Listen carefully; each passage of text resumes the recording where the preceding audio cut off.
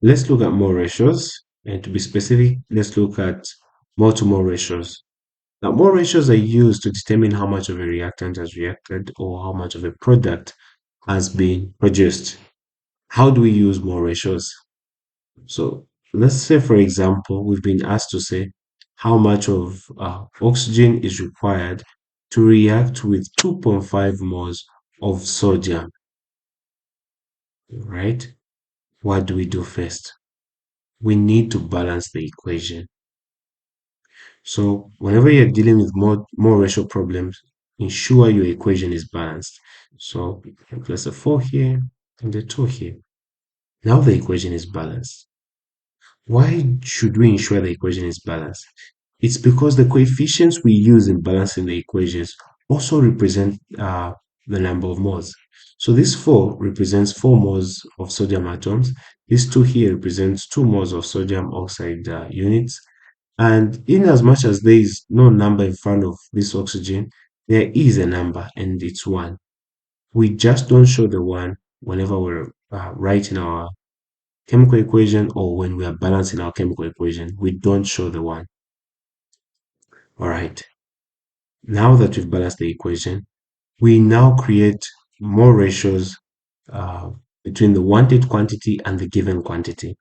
Which one is the wanted quantity? The wanted quantity is the one you're being asked about. Remember, in the question I asked earlier on, I asked to say how much of oxygen is required. So we're asking about oxygen. So it is the wanted quantity and is required to react with 2.5 moles. So 2.5 moles of sodium means that sodium is the given quantity. We've been given information about sodium. So 1 mole or 2 with 4 moles sodium is equals to X, representing the number of moles of oxygen required to react with sodium, with 2.5 moles of sodium. Does it matter which one is on top and which one is at the bottom? It really doesn't matter. What's important is that the coefficients maintain, the coefficients have same relative positions. What this means is that if I write the coefficient of sodium here as a denominator on the left side, the coefficient of sodium on the right side should also be a denominator. So the coefficients have the same relative positions. They are serving as denominators. The coefficient of oxygen on the left side is serving as a numerator. On the right, it should equally serve as a numerator of oxygen. So they have the same relative positions. That's what we mean. So let's solve for this. The moles cancel out. We cross multiply.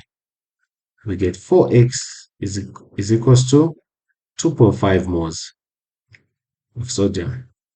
We divide by 4. We divide by 4.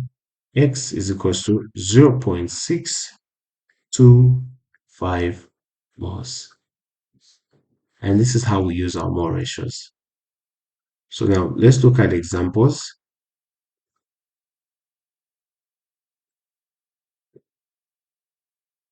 Let's look at example number 1.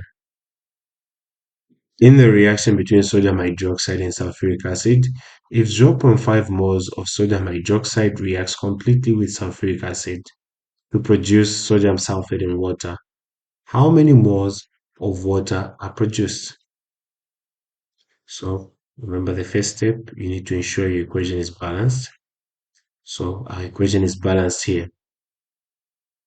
What do we do next? We create more ratios between the wanted quantity and the given quantity. Which one is the given quantity? We've been given information about sodium hydroxide. And which one is the wanted quantity? We're being asked about water. So sodium hydroxide to water.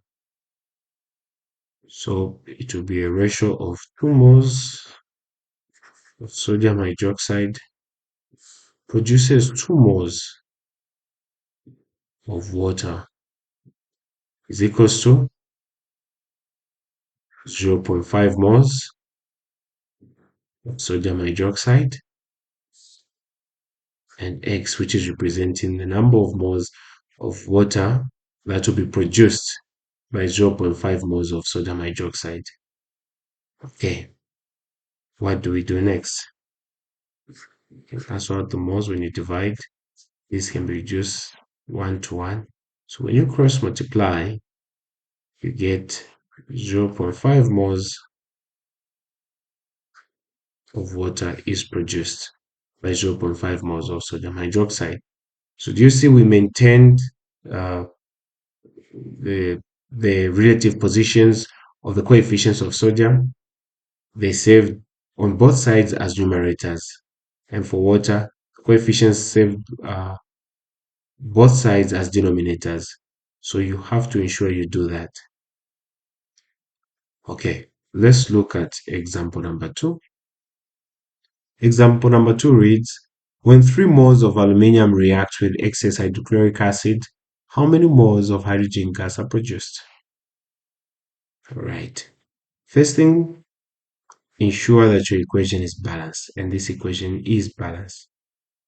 What do we do next? We need to form more ratios between the given quantity and the wanted quantity. Which one is the given quantity? We've been given information about aluminium. And which one is the wanted quantity? We want to get information about hydrogen. So it's aluminium to hydrogen. 2 moles of aluminium produces 3 moles of hydrogen, which is equals to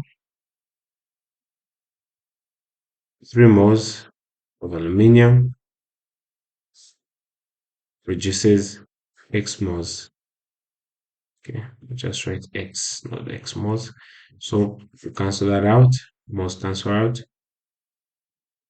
Remember, the coefficients have to be in the same relative position. So the coefficients of aluminium on the left are serving as is the coefficient of aluminium on the left is serving as a numerator, and the coefficient of aluminium on the right is serving as a numerator.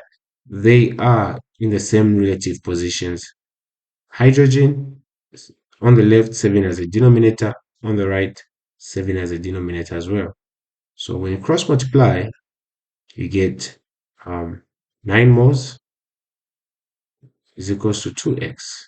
So then for x, you make x the subject to the formula. You get x as 4.5 moles. So this is how you use your mole ratios. Thank you for joining me. See you next time.